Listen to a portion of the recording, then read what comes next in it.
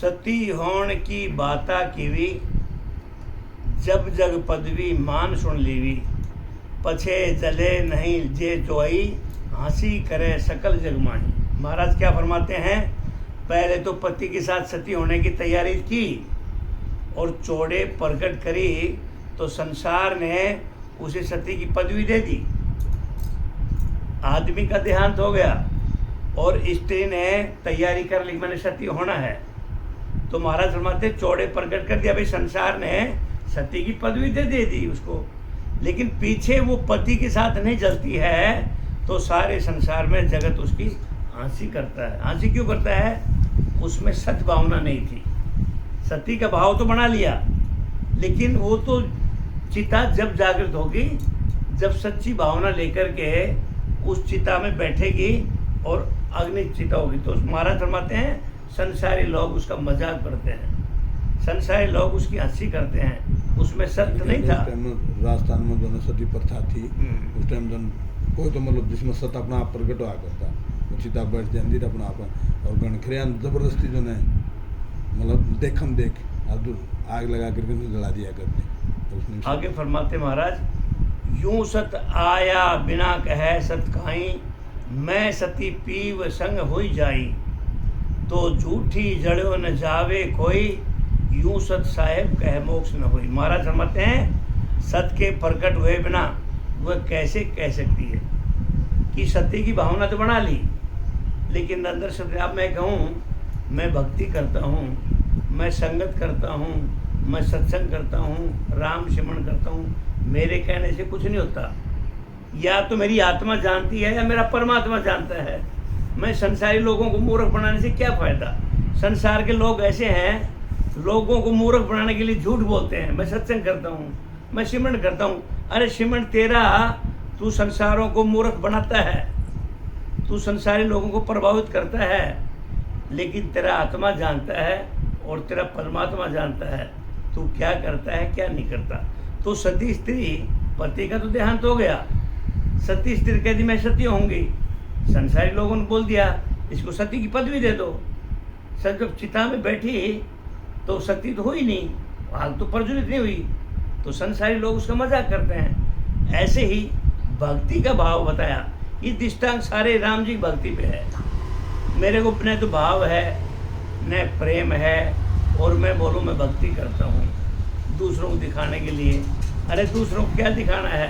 तू आत्मा से परमात्मा को, अपने आप को पहचान। ये जो संसार में आडंबर चल रहे हैं वो खुद तो डूबा जा रहा है और साथ कर्म बंधन भी बांध के लेके जा रहा है। जो अभी झूठ को बोल रहा हूँ मैं तो डूबा ही जा रहा हूँ और मैं कर्मों का पाप का पौड़ली बांध रहा हूँ। ऐसी सत्य का ये दृष्टांत दिया महाराज ने।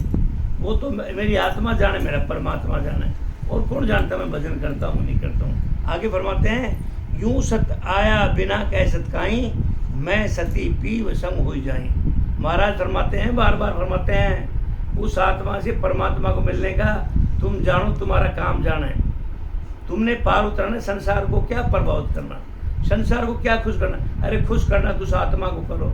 ये संसारी लोग तो आज ताली बजाया कल चले गए, झूठ है साच है, ये संसारी झूठों की नगरी, ठगा में आया ठगा में जाया। तो अपने आत्मा से परमात्मा को मिलाने काम तूने अपनी आत्मा को प्रसन्न कर, वो तेरा खुशी होने का है।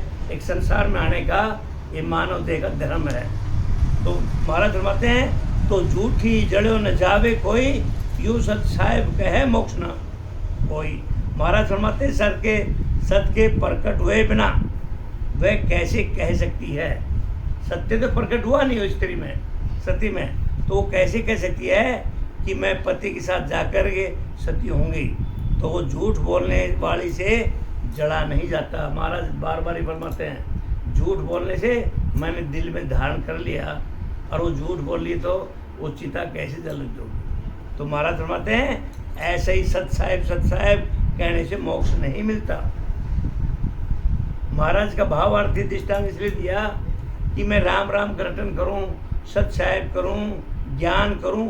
लोगों ने जितने भी ये वक्ता हैं, जितने भी सत्संगी हैं, दूसरों को प्रसन्न करने के लिए बड़ी बड़ी दृष्टांत देते हैं, बड़ा बड़ा ज्ञान बरसाते हैं, तो महाराज क्या फरमाते हैं, संत लोगों ने फरमाया, अरे मूर्ख, तू पाप का पोटला बांध रहा है, तू प्रसन्न उस आत्मा को कर, उस परमात्मा को कर, वो तेरे अंदर जो साधन है, आत्मा से परमात्मा मिलाने का साधन कर। बार बार महाराज फरमाते हैं, ये मानव देह बार बार नहीं मिलता, हम व्यर्थ में अपना समय गंवा रहे हैं। कल गया, कल तो गया, आज भी चला जाएगा, और हम कल के चक्कर में बैठे हैं, कल अच्छा आएगा, कल अच्छा नहीं आएगा।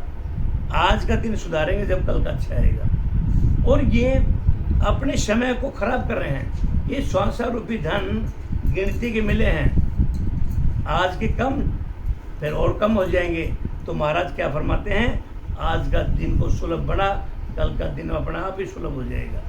हम आज के सुलभ के दिन को कल के आने वाले दिन के चक्कर में आज को खराब करें। कल का तो आने वाला खराब है ही, जब आज का खराब है तो कल भी खराब आएगा, अच्छा नहीं आना।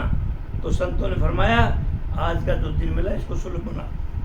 सत साहेब जुग साचा भाई, सता सत की प्रगट आई, और सकल है कोगति यारा, जो सती संग हुए लोक विचारा। महाराज फरमाते हैं, सत साहिब संसार में सब जब सच्चा है, हम राम राम करें, सत साहिब करें, सत साहिब हो परम पिता परमात्मा का नाम, नैनसर कुदरत कला राम जी का नाम।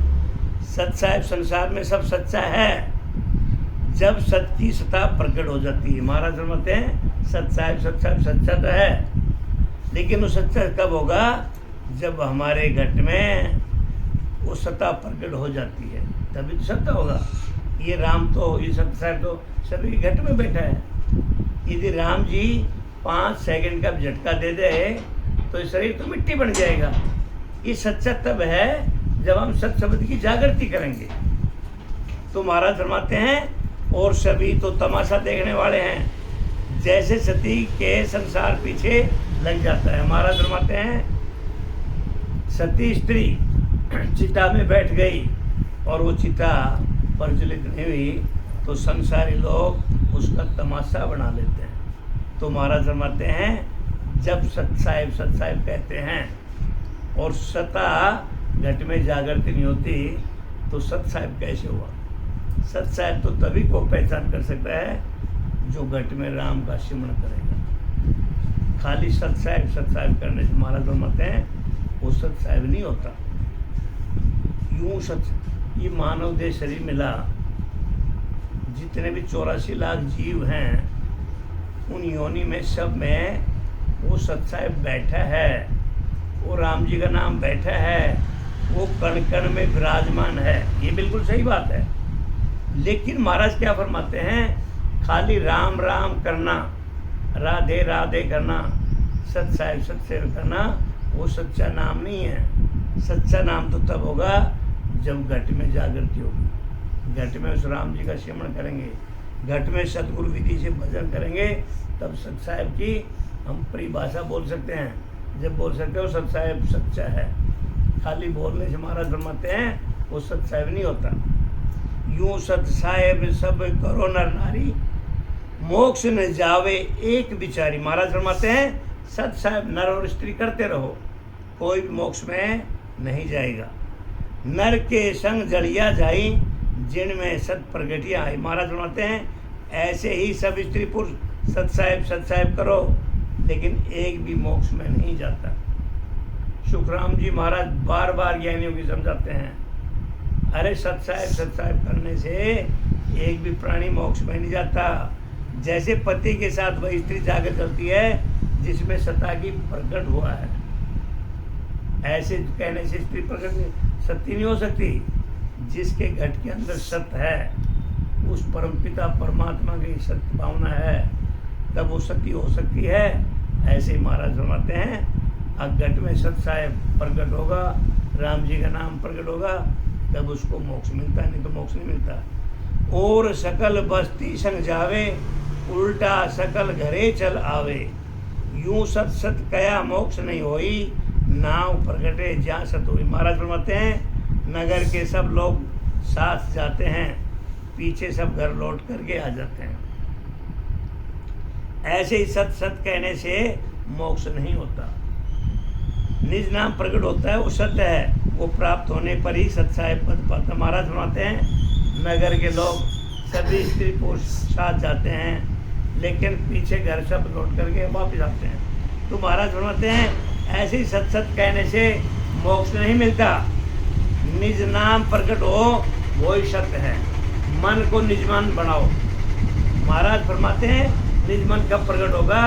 जब सदगुरु विधि से परमात्मा का भजन करेंगे। मन को निजमन बनाओ। हमारे मानव देह शरीर के अंदर दो मन है, एक मेरा मन मित्र, एक मन दुश्मन। मन और निजमन की महाराज ने कई बार फरमाया, इस मानव शरीर के अंदर मन और निजमन की दूरी बहुत लंबी है। वर्षों बीत जाते हैं मन को निजमन बनाना। क्यों? जब तक सत प्रकट नहीं होता वो मन निजमन नहीं बन सकता। और मन को निजमन बनाना बड़ा सरल है। महाराज ने फरमाया बहुत आसान है, लेकिन कब? जब प्रेम भाव से परमात्मा का सदगुरु विधि से भजन करेंगे तो मन को निजमन बनना देर नहीं लगती। लेकिन महाराज फरमाते हैं जब तक प्रेम और भाव नहीं होता तो वो मन और निजमन ये मानव शरीर चोला छूट जाता है और यूं का यूं आया और कर्म बंधन बांध के चला गया। तो महाराज फरमाते हैं प्राप्त होने पर भी सत्साहिब पद पाता है। कै सुख राम मत भूलो कोई, मुख की कैन झूठ सब होई। मंत्र सिमरण जप सब सारा, कल मुद्रा विश्वास विचारा। महाराज फरमाते हैं कि मुंह से सिमरण करके कोई मत भूलो।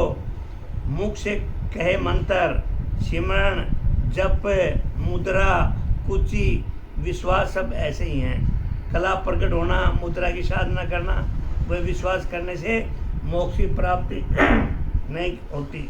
सुखराम जी महाराज ने बड़े साफ शब्दों में कहा है कि मुंह से सिमरण करने से मत भूलो कि मेरे को मोक्ष की प्राप्ति हो जाएगी।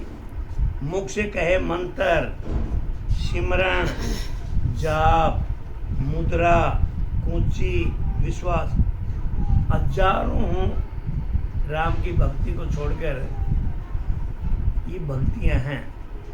ये सब माया रूपी खेल है। ये सब असत्य माया का खेल है, बाजीगर की तरह। महाराज फरमाते कला प्रकट होना, मुद्रा की साधना करना, वो विश्वास करने से मोक्ष की प्राप्ति नहीं होती। ये सब आन की भक्ति है। आन की मतलब औरों की भक्ति। इस भक्ति से माया के सुख और चैन चमत्कार मिलते हैं। ऐसा नहीं मिलता। लेकिन महाराज फरमाते हैं वो असत्य है, थोड़ी देर के लिए। आज किसी के पास 100 रुपया है, 100 रुपया जब तक जेब में खा लो, जब 100 रुपया ख़त्म हो गया तो वही भिखारी का भिखारी हो गया। ऐसे माया का खेल है। अब आगे फरमाते हैं जब गणेश कहे गुरुदेव जी कियो नाव सत्साण, अब कृपा करके या कहो मोक्ष जाए किम प्राण। मोक्ष जाए किम प्राण विद तुम्हें एक न राखी, सुनन कहन प्रत ध्यान जोत में त्या कर बाकी। जिन जिन विद हन पहुँच सी सो ही विद कही आण, जब गणेश कहे गुरुदेव जी कियो नाम सत्साण। महाराज फरमाते हैं गणेश नाम के शिष्य ने कहा ये सतगुरु जी आपने न्याय से सत का निर्णय कर दिया है। एक शिष्य का नाम था सत्संग में, उसका नाम था गणेश। तो उस गणेश ने महाराज से कहा कि आप न्याय से सत का निर्णय कर दिया कि सत्य क्या है और असत्य क्या है, आपने इसका निर्णय कर दिया। तो आप कृपा करके कहिए, बताइए कि प्राणी मोक्ष में कैसे जाता है। वो गणेश नाम के शिष्य ने पूछा आपने सत्य के बारे में तो बताया गुरु जी, लेकिन ये भी बताइए कि प्राणी मोक्ष में कैसे जाता है। विधि तो आपने एक नहीं रखी, सुनना, कहना, ध्यान करना, ज्योति, आपने उस पद की प्राप्ति होना नहीं माना।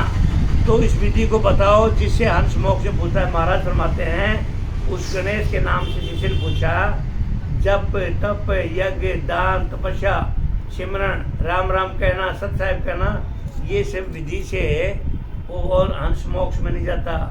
हे गुरु महाराज अब वो बताइए अब वो कौन सी विधि है जिससे सतलोक के स्थान पे पहुंचते हैं। तो महाराज बताते हैं धन तो फिर बताया कि हंस पहुँचते हैं।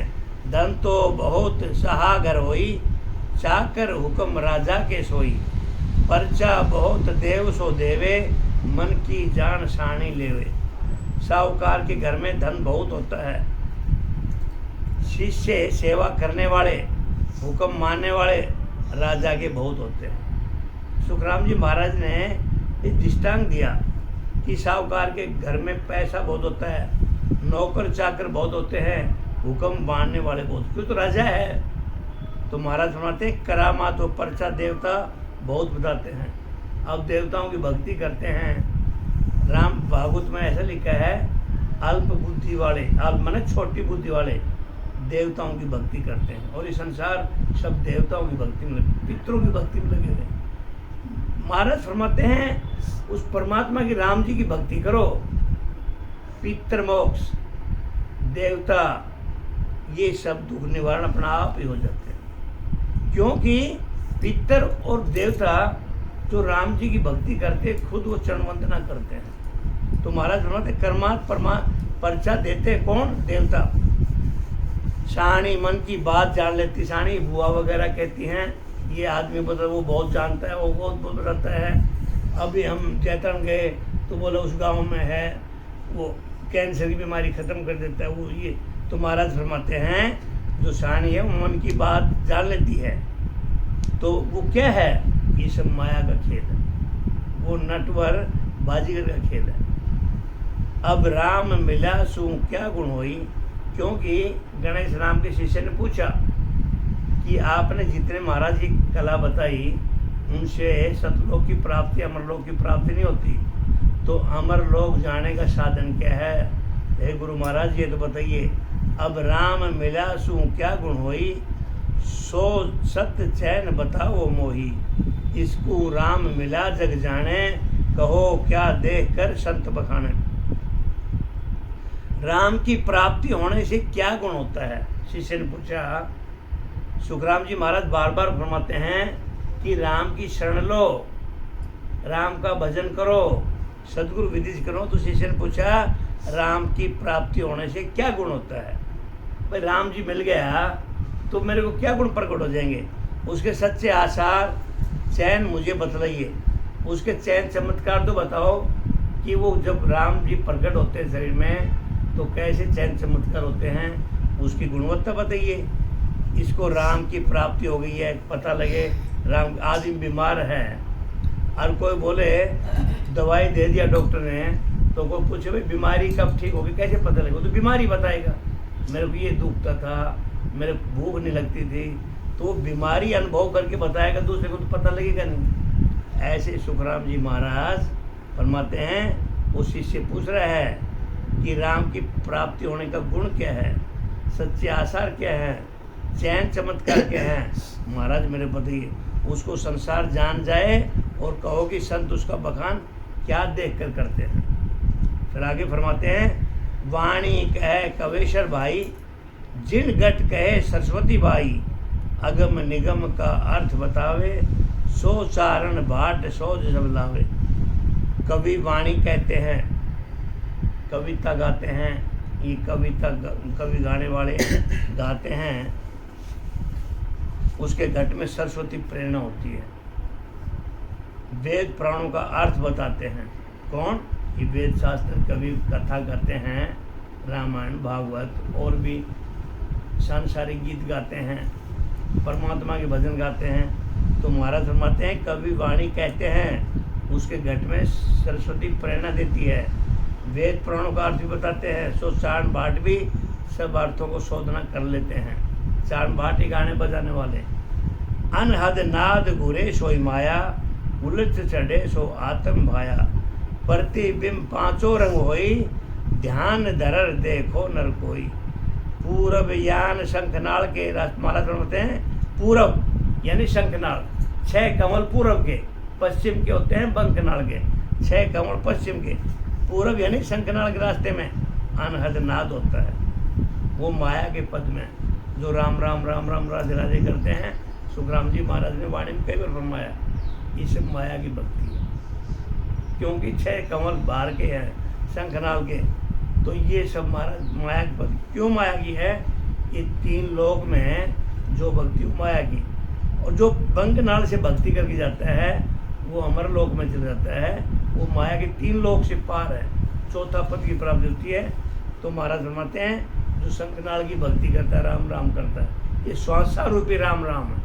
वो श्वासा आते जाते सांस नहीं है, तो राम की भक्ति। तो महाराज फरमाते हैं वो माया के पद में उलट कर, यानी बंकनाल से ऊपर चढ़ता है। शंखनाल के 6 कमल सामने के पूर्व के और 6 कमल पीछे के बंकनाल के, इसको विज्ञान की भक्ति भी कहते हैं। तो महाराज फरमाते हैं बंकनाल से ऊपर चढ़ता है, वो आत्म चेतन का आधार है। क्योंकि आत्मा चेतन के आधार के बगैर तो वो सत शब्द शंखनाल से बंकनाल में नहीं उलटता। तो प्रतिबिंब जो दिखता है वो सब 5 तत्वों का रंग है। ध्यान धर कर कोई भी नर देख लो। महाराज फरमाते हैं शंखनाल से बंकनाल में सुरता के आधार में अपने आप को चेतन लगाओ, आत्मा चेतन के आधार पे सुरत लगा के भजन का अनुभव करो। तो महाराज फरमाते हैं ध्यान धर करके उस प्रतिबिंब को कोई भी देख सकता है। नैन मुंद कोई स्मृत जोवे, जो प्रतिबिंब थूल को होवे, दासा तन गे नर कोई, तो कंगाल बहुत जग होई। महाराज फरमाते हैं आंख बंद करके मूर्ति के दर्शन करता है तो वह भी स्थूल की प्रतिबिंब है। मंदिर में जाते हैं, आंख बंद कर लेते हैं, तो उसकी जो प्रतिबिंब है वो अपने दिल में बैठा लेते हैं। वैसे मंदिर में जाने के बाद आंखें बंद नहीं करना चाहिए। संतों ने ऐसे फरमाया, तो आंखें तो पहले ही बंद थी तेरी, तभी तो परमात्मा के मंदिर में आया। ये नेत्रों को खोलो, हमारी बंद थी तभी तो सत्संग में लगे। हमारे दिल का हृदय बंद था तभी तो सत्संग में लगे। अरे बंद तो पहले ही था, अब खोल के रखो ना। तो महाराज क्या फरमाते हैं आंखें बंद करके मूर्ति के दर्शन करता है तो वह भी स्थूल की प्रतिबिंब, क्योंकि वो मूर्ति को देखने के भाव में गया और उस आंख बंद के वंदना करता है तो उसका मूर्ति का प्रतिबिंब अंदर हो जाता है। ऐसे आता है हम भजन करते हैं आंख बंद करके, तो दिमाग में कई बात करते हैं। अब आने बेवाणी को ध्यान रहता है, आने बेवाणी आएगी। कोई मूर्ति को ध्यान रहती तो मूर्ति आएगी। तो ऐसे महाराज फरमाते हैं जो आदमी, जो संत जन मंदिर में जाता है आंख बंद करके उस मूर्ति का प्रतिबिंब अपना अंदर उतार लेता है, तो कोई शरीर द्वारा दास भाव दान कर लेवे तो संसार भी बड़ा बहुत निर्धन है। मस्त मान अब मान न राखे, पांचों भोग परख नहीं चाखे, तो बेंडा सुनो बहुत जग होई, मूर्ख तके ना समझो कोई।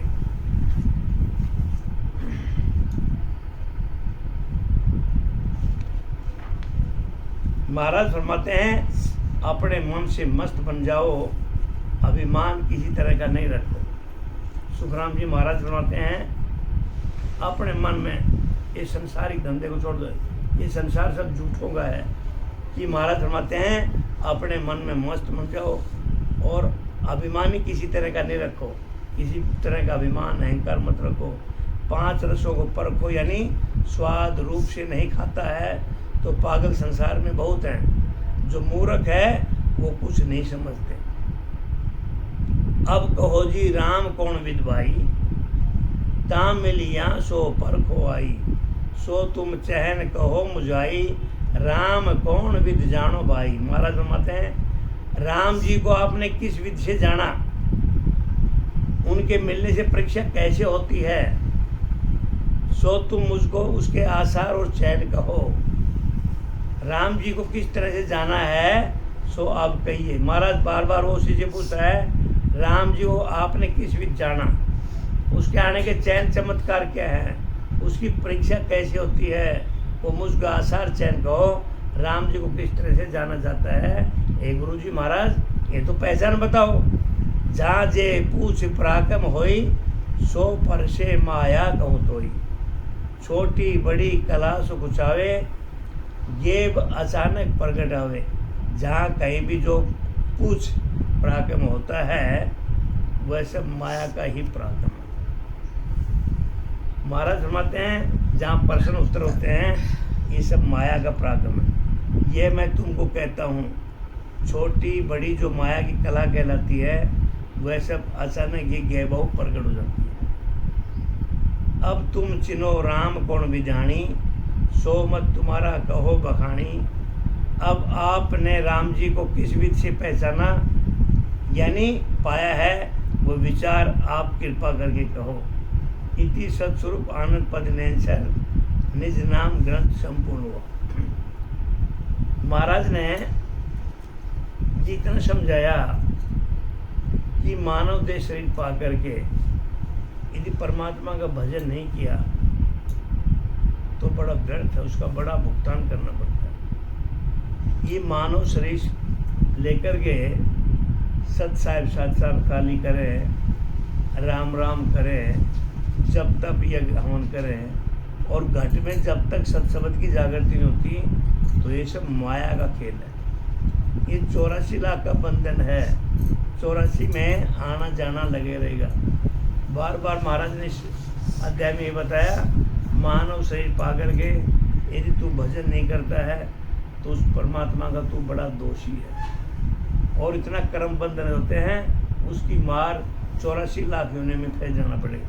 43,20,000 वर्ष तेरे कोई मानव चोला नहीं मिलता।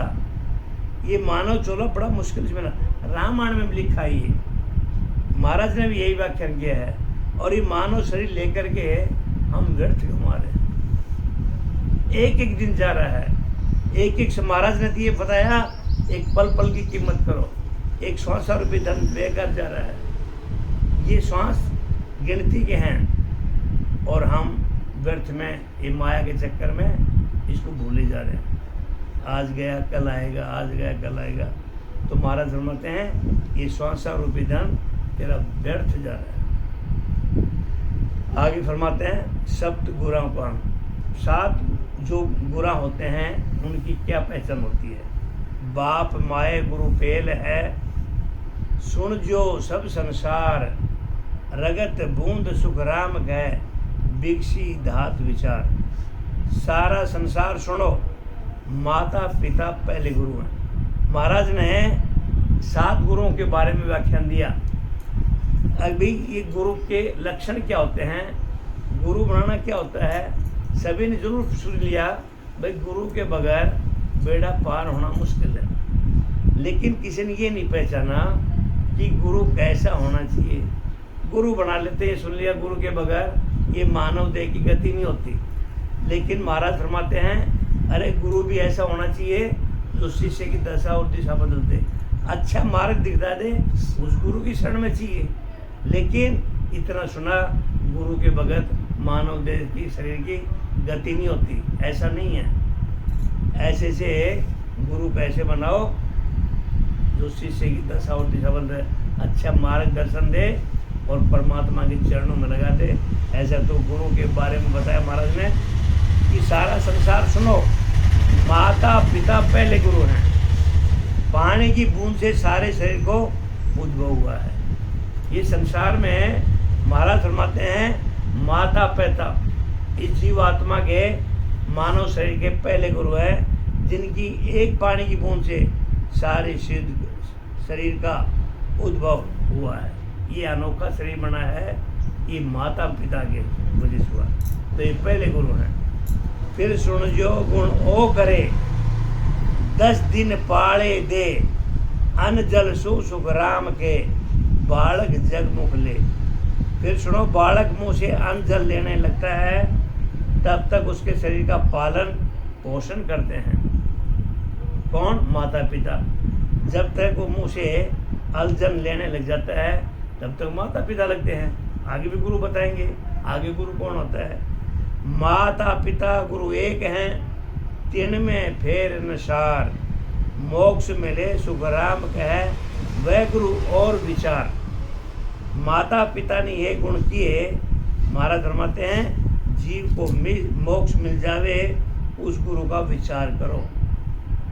सुखराम जी महाराज फरमाते हैं माता पिता ने तो गुण किया, पैदा कर दिया उनको, और माता पिता ने जोक्ष मिल जाए, मोक्ष मिल जाए, ऐसा गुरु का विचार करो। जीवात्मा ने जन्म लिया, माता पिता के बूंद से पैदा हुआ, माता पिता ने खाना खिलाना सिखाया, अन्न पानी का बताया। अब वो जीव कहता है कि जोग को मोक्ष मिल जाए ऐसा गुरु का विचार करो। दूजा गुरु सुखराम कहे दाई है जगमाए, मल मूत्र सु काट कर लियो कंठ लगाए। महाराज फरमाते हैं कि दाई माँ बालक के मल मूत्र से निकाल कर गले लगा लेती है, वह दूसरा गुरु है। पहले माता पिता बताए, दूसरा गुरु दाई बताया कि उसको मल मूत्र से निकाल करके साफ सुथरा कर करके वो दाई की लीला प्रतिमा देखो, उसकी कलाकारी देखो। वो मलमूत्र से निकाल के वो एक जीव को, एक बच्चे को साफ सुथरा करती है। और वो महाराज ने दूसरे गुरु की संज्ञा दी दाई को। 10 दिन करे है चाकरी, न्याय झुलावे आन, दाई गुरु सुखराम कहे एता गुण बखान। महाराज फरमाते हैं 10 दिनों तक सेवा कर, स्नान करा के झूले में झुला देती है, ये दाई माँ के गुण हैं। दाई गुरु गुण एक या, सुन जो सब संसार, पार लंघे सुखराम कहे सो गुरु करो विचार।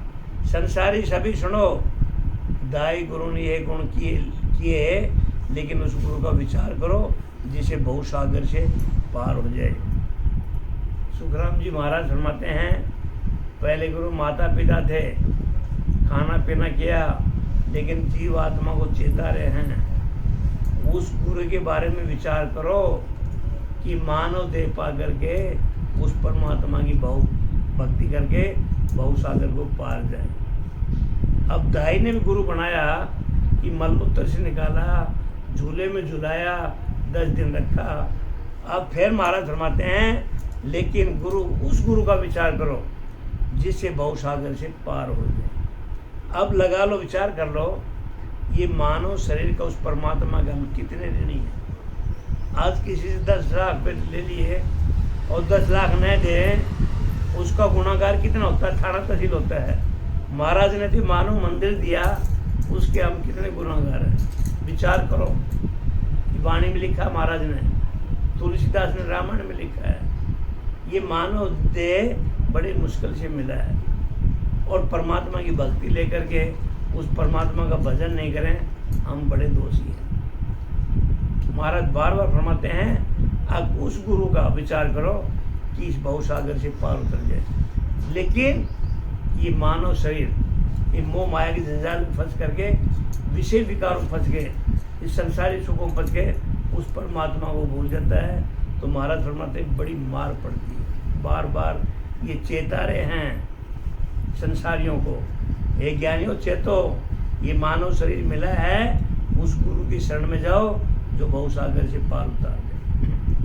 तीजा गुरु सुखराम कहे विप्र कही जे आण, वेदाता इन वस्त्र का नाम कढ़ावे नान। महाराज फरमाते हैं कि शरीर का नाम निकाल देते हैं, वो ब्राह्मण तीसरे गुरु हैं। ब्राह्मण गुरु सुखराम कहे इन देही का होय, जामन मरणो चाहिए तो गुण पूजे जोय। महाराज फरमाते हैं ब्राह्मण तो इस शरीर का गुरु है, परंतु संसार में जन्म मरना नहीं मिटा सकते।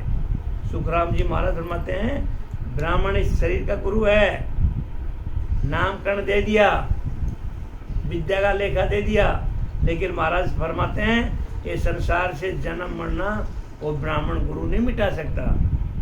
ब्राह्मण गुरु सुखराम कहे सुन जो सब नर नार, देखो पाड़ो नाम रे यो फल दियो विचार।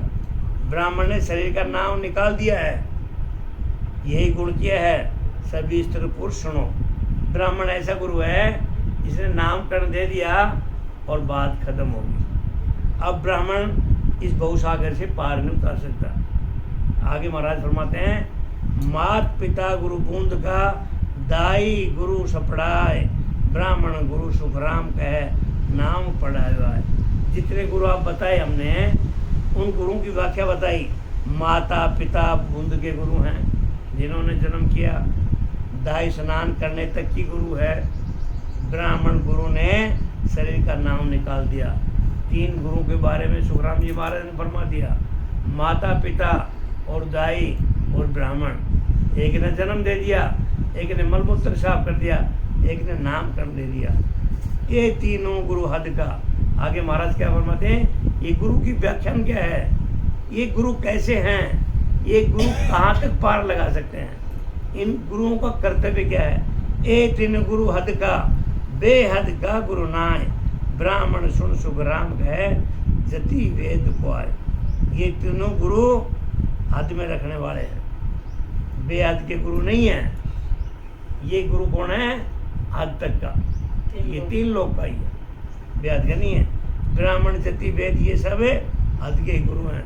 ये जन्म मरण से पीछा नहीं छुड़ा सकते, ये तीन लोग के गुरु हैं। तो महाराज ब्राह्मण पाड़े नावरे, जति पढ़ावे आण, ये गुरु तो सुखराम कहे, क्या चीज जा को जान। सुखराम महाराज फरमाते हैं, ये जो गुरु हैं ये हद तक के हैं, तीन लोग की भक्ति के हैं, ये बहुसागर से पार नहीं उतार सकते। तो महाराज फरमाते हैं, ब्राह्मण शरीर का नाम निकाल देते हैं और जति पढ़ाते हैं, ये गुरु तो इन चीज़ों के ही हैं।